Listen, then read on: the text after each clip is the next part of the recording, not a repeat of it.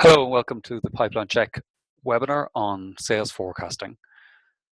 So first of all, what does PipelineCheck do? We are in the business of making salespeople better, and that is through increasing the effort and effort having a knock-on effect on sales.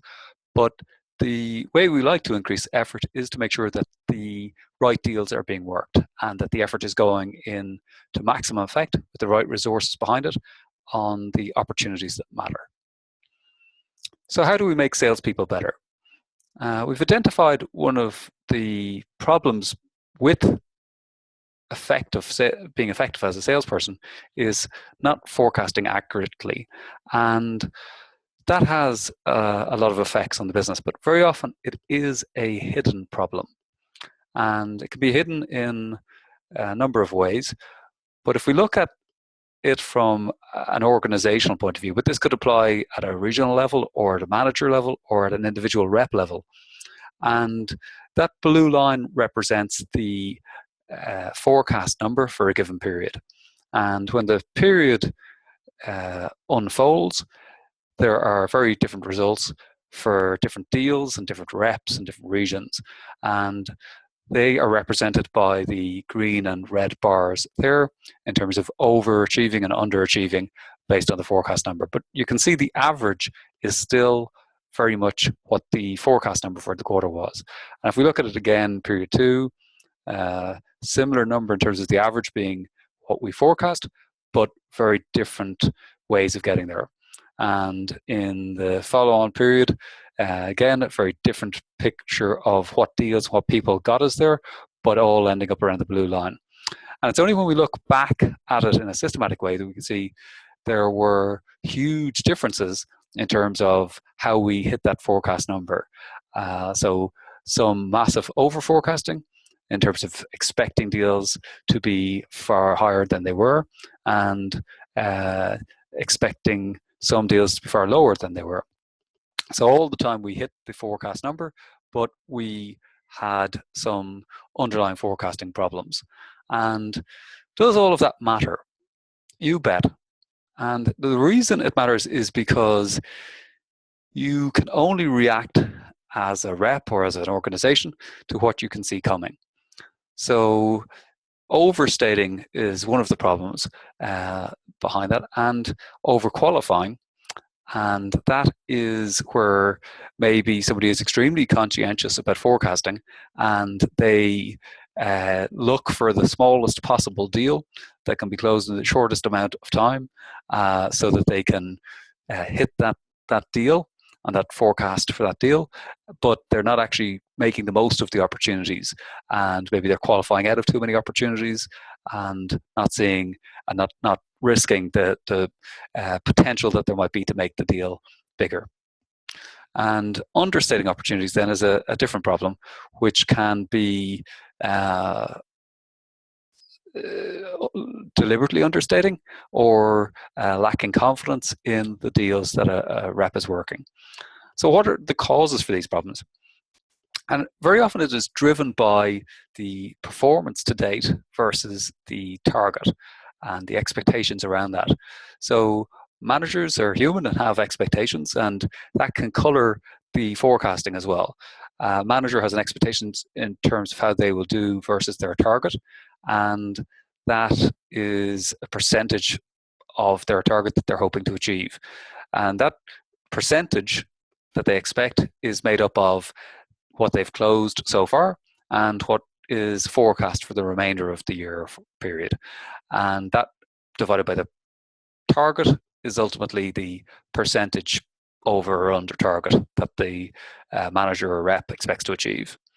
And what that leads to is over forecasting if the actual year to date is a low number or lower than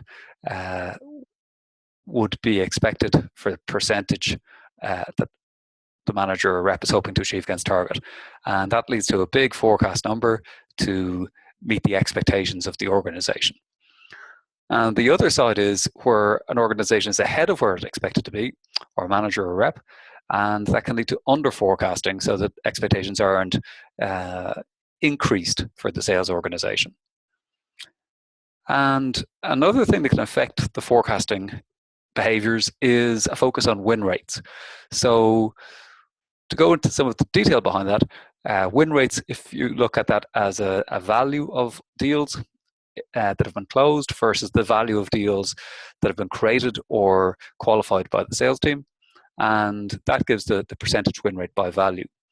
And if there is a lot of focus on that, it can lead to a tendency of understating the value of deals in the pipeline so that the percentage is higher based on the actual deals that close versus the deals that are still open or yet to be or have been closed at a lower value as lost. And then the other way of looking at win rates is by number, and that is the number of deals that we've won versus the number of deals that have been created or qualified by the sales team.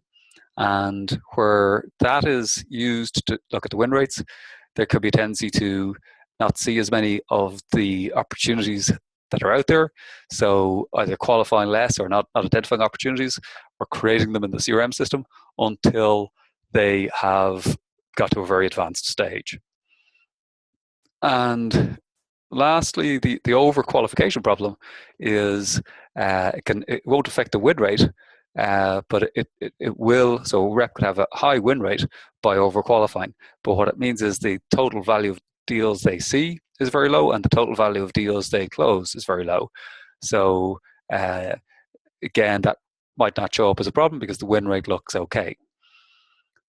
So we analyze those tendencies in terms of scoring the forecasting accuracy of sales reps.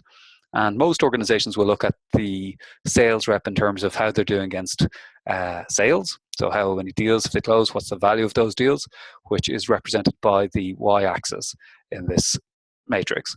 But we add the dimension of how accurate are they at forecasting.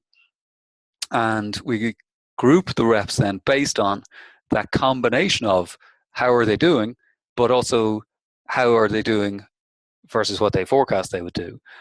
So you can have reps in the red box who are saying they're going to have a great quarter and they have a very bad quarter. And that's very dangerous for the organization because that means the organization might be over-investing or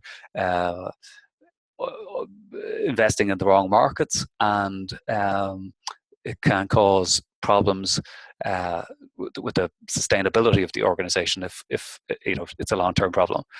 The pessimists then are forecasting that they will have a bad period and turn out to have a good period, and that can be that they really didn't want to set high expectations, so they're trying to manage expectations. But it could also be that a rep got lucky and they genuinely believed they would have a poor quarter, but a big deal or bluebird came along and that unexpected deal made them have a good quarter.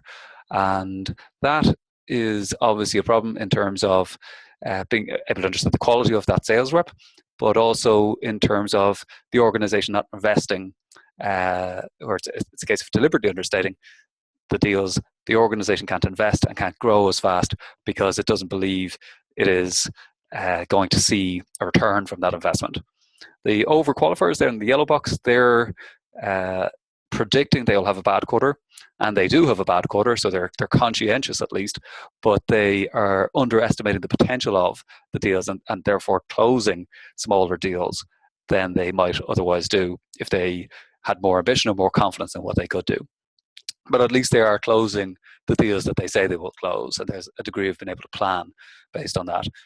If the organization as a whole is in that box, so on average all of the reps are there, it means that there's something wrong with the sales process or the product mix or the markets that it's addressing, and that needs to be looked at strategically.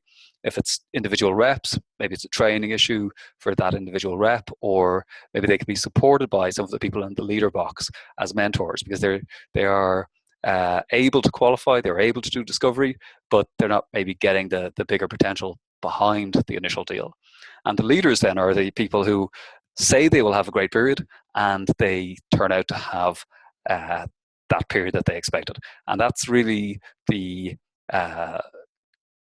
quadrant that drives the growth of the company, because the business can plan for that growth. It can invest in new markets. It can invest in product enhancements. It can invest in marketing effort to grow the organization as a whole.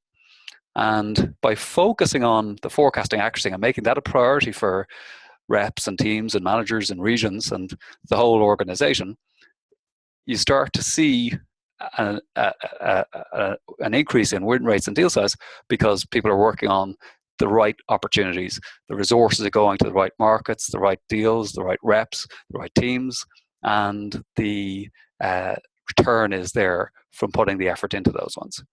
And that focus even brings more quality data into the CRM system and an ability to be able to plan for the organization, ultimately driving the forecasting accuracy up for the whole organization, because it takes on increased significance and people ask qualification questions earlier on. They ask hard questions. They ask good discovery questions. They understand the buying process, and the focus on all of that lifts the sales revenue for the organization as the pipeline gets cleaner.